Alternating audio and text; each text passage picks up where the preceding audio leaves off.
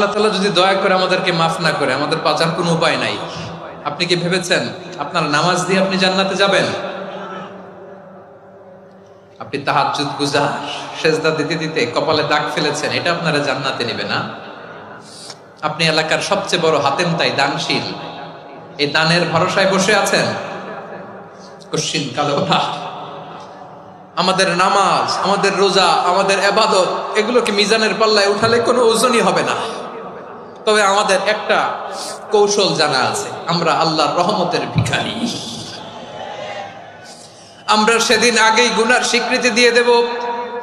আমরা বলবো, আল্লাহ তুমি প্রশ্ন করার আগে তোমার একটা কথা বলি, আমারে কিছু জিজ্ঞেস করো না, আমি সব করেছি। এমন কোন পাপ নাই যে পাপ আমারে দিয়ে হয় নাই।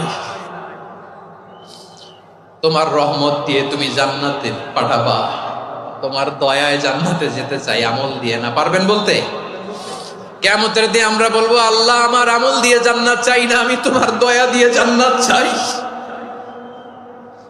তোমার দয়া ছাড়া আমার কোনো উপায় নাই।